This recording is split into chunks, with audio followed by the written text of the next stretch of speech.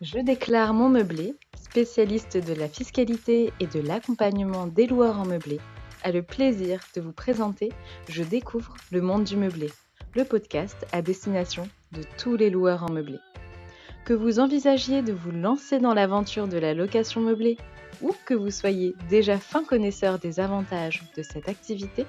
retrouvez-nous chaque semaine pour parler conseils, bons plans et suivre ensemble l'actualité de la location meublée.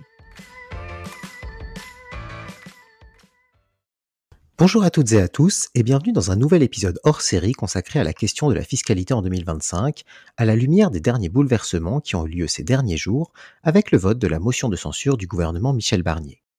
Dans cet épisode, nous allons nous interroger sur les implications de la chute du gouvernement sur les mesures fiscales prévues pour les loueurs en meublé en 2025, en nous basant sur les résultats des derniers débats qui ont eu lieu autour du texte du PLF 2025. Et pour évoquer ce sujet, nous allons reprendre le cours des événements là où nous les avions laissés lors de notre dernier épisode hors série, suite à l'examen du PLF 2025 à l'Assemblée nationale en novembre dernier. Si vous ne l'avez pas déjà écouté, nous vous conseillons donc de le faire, afin de prendre connaissance du déroulement des événements préalablement à l'examen du texte au Sénat et à la censure du gouvernement de Michel Barnier. Fin novembre, le Sénat s'est penché sur le texte du PLF 2025 dans sa version initiale, en raison du rejet de la totalité du texte du PLF 2025 par l'Assemblée nationale le 12 novembre. C'est d'ailleurs pour cette raison que les sénateurs ont pu se prononcer sur l'article 24, celui qui porte sur la réintégration des amortissements dans le calcul de la plus-value, alors même que ce dernier avait été rejeté par les députés après l'adoption de 2 amendements le vidant largement de sa substance. En cohérence avec le passage de l'article 24 à l'Assemblée nationale, les sénateurs avaient donc déposé plusieurs amendements et sous-amendements à cet article, auxquels se sont ajoutés 2 amendements du gouvernement, pour un total de 15, dont l'examen s'est déroulé le 29 novembre dans l'après-midi. Sur ces 15 amendements, 2 proposaient la suppression pure et simple de la mesure, tandis que d'autres visaient à restreindre son champ d'application, ou bien le limitant à la location meublée de courte durée, ou bien en excluant certaines catégories d'hébergement, comme les résidences seniors, étudiantes ou encore de tourisme. Enfin, les derniers amendements portaient sur le calendrier d'application de cette mesure.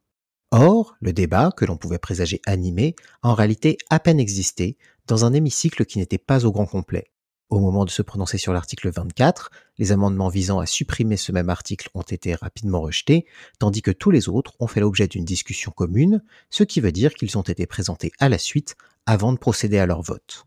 Lors de cette séquence, seuls 4 amendements ont ainsi été adoptés, dont les 2 proposés par le gouvernement. Résultat, seules les résidences gérées ont su tirer leur épingle du jeu, et cela grâce aux amendements 31 et 2104 qui étaient déposés par le gouvernement, qui excluaient les résidences seniors et étudiantes, ainsi que certains établissements d'accueil réservés à un public spécifique, comme les personnes âgées ou handicapées, du champ d'application de l'article 24, et ce, afin de préserver un investissement jugé essentiel dans ces secteurs. À cette liste, les sénateurs sont parvenus à faire ajouter les résidences de tourisme grâce au sous-amendement 2282 déposé sous l'amendement 2104 du gouvernement, mettant également en avant la nécessité de préserver l'attractivité de ce genre d'investissement pour garantir leur maintien dans les communes vivant largement du tourisme.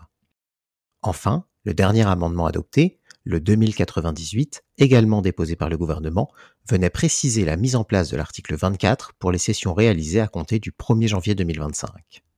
Le résultat de ce vote au Sénat tranche donc radicalement avec celui de l'Assemblée nationale, mais si ces 2 visions antagonistes auraient dû faire l'objet d'un arbitrage lors du passage du texte en commission mixte paritaire, la censure du gouvernement votée le 4 décembre dernier a fait tomber le texte du PLF 2025, laissant donc les loueurs en meublé dans l'attente d'être fixés sur cette question et repoussant très certainement ce débat au début de l'année 2025.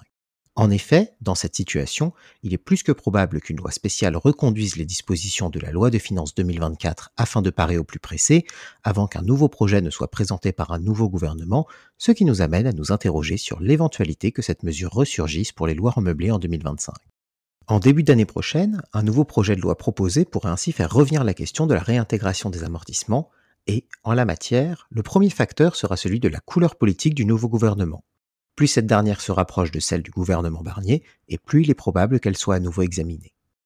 Elle pourrait toutefois revenir sous une forme différente, ce qui serait cohérent au vu des amendements que le gouvernement lui-même a fait passer devant le Sénat, et qu'il pourrait donc choisir de faire figurer directement dans le texte, en excluant donc d'office les résidences gérées du champ d'application de l'article 24. Ceux qui pourraient toutefois y perdre sont les investisseurs en résidence de tourisme, que les sénateurs ont également exclus du champ de l'application de l'article 24 contre l'avis du gouvernement. Pour eux, rien ne garantit qu'un tel amendement se verrait inclus dans le projet initial. Bien évidemment, le projet initial pourrait également être davantage tempéré, cette fois-ci au regard de ce qu'il s'est passé lors du vote de la mesure par l'Assemblée nationale début novembre, peut-être notamment du côté du calendrier d'application du texte.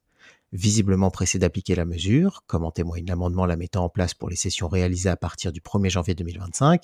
le gouvernement pourrait ici revoir sa copie, puisqu'il lui faudra, de toute façon, déterminer une nouvelle date, celle du 1er janvier 2025 étant devenue intenable, puisque, quelle que soit la situation, un nouveau texte ne pourra voir le jour d'ici début 2025 et la mesure ne pourra s'appliquer que pour l'avenir. Quoi qu'il advienne, le nouveau projet devra nécessairement être discuté et amendé par les députés et les sénateurs, à moins bien sûr que la réintégration des amortissements n'y figure pas, ce qui n'est pas impossible si le gouvernement choisit de prêter une oreille attentive aux arguments qui ont été avancés à l'encontre de cette mesure, notamment par les députés.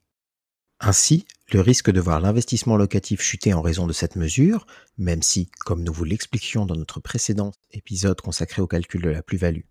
elle ne serait pas réellement de nature à remettre en question la rentabilité de l'activité de location meublée, pourrait pousser le gouvernement à abandonner cette proposition.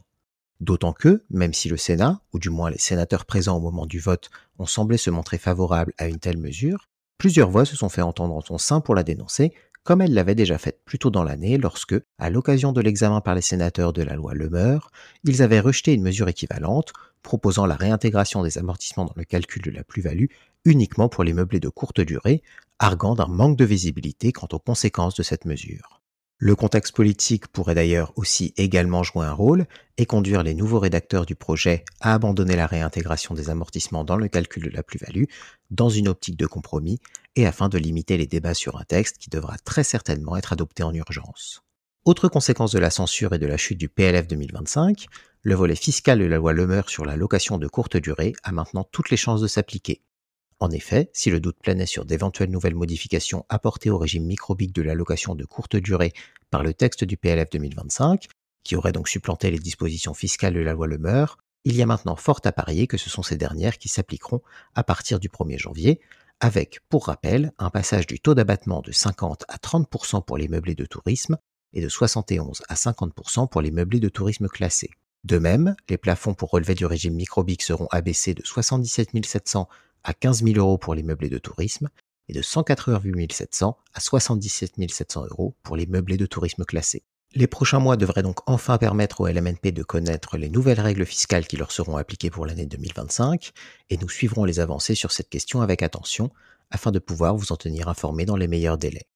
Pour l'heure, cet épisode consacré aux incidences de la censure du gouvernement sur les mesures fiscales prévues pour 2025 touche à sa fin et nous vous retrouvons avec plaisir dans un prochain épisode de notre podcast. Si vous avez aimé notre podcast, faites-le nous savoir et n'hésitez pas à vous rendre sur notre site internet, à nous suivre sur les réseaux sociaux ou encore à nous contacter directement par téléphone ou par mail à l'adresse contact@jedéclaremonmeublé.com.